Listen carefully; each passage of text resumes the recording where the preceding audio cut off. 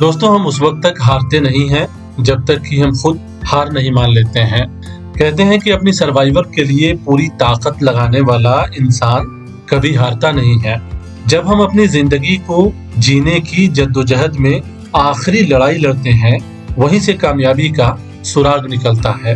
हमने अक्सर सुना है कि पानी पत्थर का सीना चीरकर वहां से अपना रास्ता बना लेती है। हाँ, उसमें समय लगता है और पानी उसका इंतजार करती है, लेकिन थकती नहीं है और न हार मानती है। बूंद बूंद गिरने वाला पानी पहाड़ों को चीरता हुआ नीचे आकर नदी का रूप ले लेती है।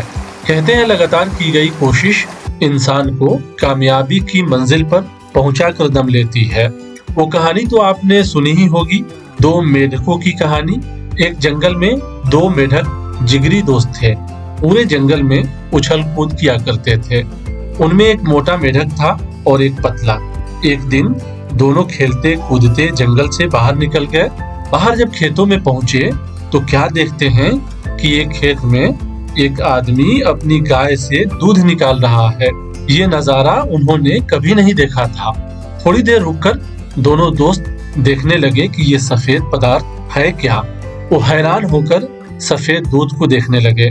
दोनों ने सोचा, चलो चलकर देखते हैं कि ये क्या है। दूध निकाल रहा ग्वाला दूध निकालने के बाद दूध से भरी हुई अपनी बाल्टी वहीं छोड़कर किसी काम से चला जाता है। ये दोनों दोस्त उछलते कूदते उस बाल्टी की तरफ जाते हैं। वो सफेद दूध को देखकर हैरान तो थे ही, वो उसे महसूस करना चाहते हैं कि आखिर ये क्या चीज है। दोनों काफी खुश हैं और खुशी खुशी दोनों मेढक उस बाल्टी में छलांग लगा देते हैं। बाल्टी में पहुंचकर वो खुशी से पागल हो जाते हैं। अरे, ये तो बिल्कुल सफेद पानी है। मोटा मेढक पतले मेढक से बोलता है। दोनों कहते हैं कि इससे पहले ऐसा सफेद पानी तो हमने देखा ही नहीं था। दोनों मेढक दूध से भरी उस बाल्टी में मौज मस्ती करने लगते हैं। कभी तैरते हैं, कभी गोता मारते हैं और कभी नीचे से ऊपर और ऊपर से नीचे जाते हैं। मोटा मेढक कहता है कि ऐसा सफेद पानी तो हमने आज तक नहीं देखा था। खूब मस्ती करने के बाद उनमें से एक कहता है कि चलो अब घर जाने का वक्त हो गया है। दूसरा कहता है कि आज हमने खूब मस्ती की है, चलो अब जंगल चलते हैं। दोनों वापस छलांग लगाकर बाल्टी से निकलना चाहते हैं ताकि घर जा सकें, लेकिन बाल्टी बड़ी होती है और वो छलांग नहीं लगा पाते हैं। दोनों बाल्टी के किनारे जाते हैं। वहां देखते हैं कि बाल्टी में फिसलन ज्यादा है। दोनों अब अपनी पूरी कोशिश करना शुरू करते हैं कि किसी तरह से इस बाल्टी से बाहर निकला जाए। वो छलांग लगा रहे हैं लेकिन निकल नहीं पा रहे हैं। अब उनकी कोशिश तेज हो जाती है। लगातार छलांग लगा रहे हैं। उन्हें एहसास हो रहा है कि वो फंस चुके हैं। छलांग लगाते हुए वो देखते हैं कि बाल्टी में इतनी फिसलन है कि बार बार उनका पैर फिसल जा रहा है। दोनों के लिए ये सर्वाइवल का एक तरह से युद्ध बन जाता है।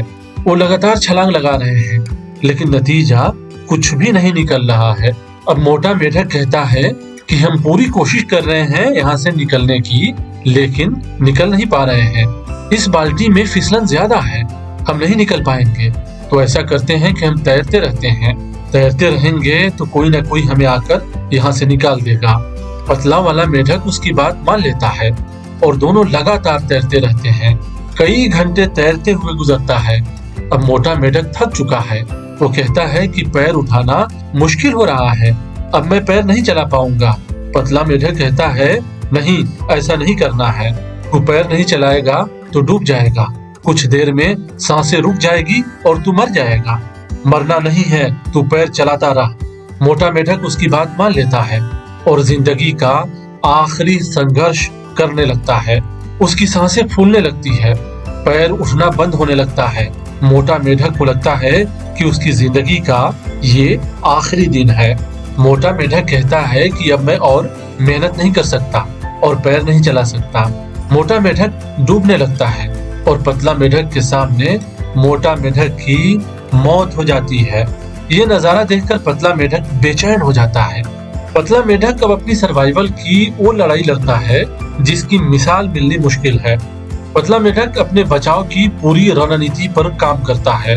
वो थक चुका है लेकिन हिम्मत नहीं हारता है। वो लगातार छलांग लगाता है। कई घंटे दूध में छलांग लगाने से दूध में मक्खन बनने लगता है। पतला मेढक को विश्वास होता है कि अब मंजिल दूर नहीं है।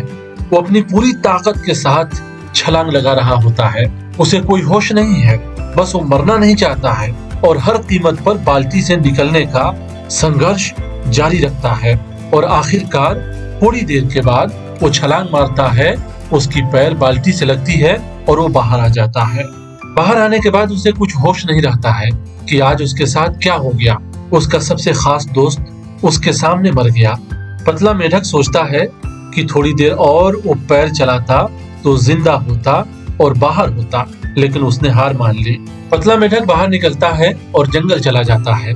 जंगल जाने के कुछ दिनों बाद उसकी शादी हो जाती है। उसके बच्चे होते हैं। वो अपने बच्चों को रोज अपने दोस्त की कहानी सुनाता है कि मेरा एक दोस्त था और किस तरह से हम एक बाल्टी में फंस गए थे।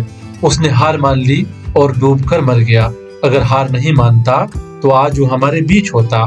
दोस्तों, ये कहानी हमारे विश्वास यानी यकीन को बढ़ाती है कि हार मानना ही दरअसल असफलता की निशानी है। अगर हम हारते नहीं हैं तो कोई हमें हरा नहीं सकता है। जिंदगी चाहे जैसी भी हो, हमें संघर्ष करना होता है। मंजिल चाहे जितनी दूर हो, हमें मंजिल को कहना होता है कि हमारे हौसले तुमसे बड़े हैं और हमारी नजर तुम पर है। तुम कितना भी दूर हो, लेकिन तुम्हें हमारे पास आना होगा, इसलिए कि हम हारे नहीं हैं, हम जीत कर रहेंगे। अपनी जिंदगी के आखिरी लम्हे तक अपनी पूरी ताकत के साथ हम तुम्हारा पीछा करेंगे और तुम्हें पाकर रहेंगे। दोस्तों, आपको ये वीडियो कैसा लगा कमेंट करके जरूर बताएं। इसी तरह के वीडियो को देखने के लिए चैनल को जरूर सब्सक्राइब करें और अपने दोस्तों और रिश्तेदारों के बीच शेयर करें। मिलते हैं अगले वीडियो में।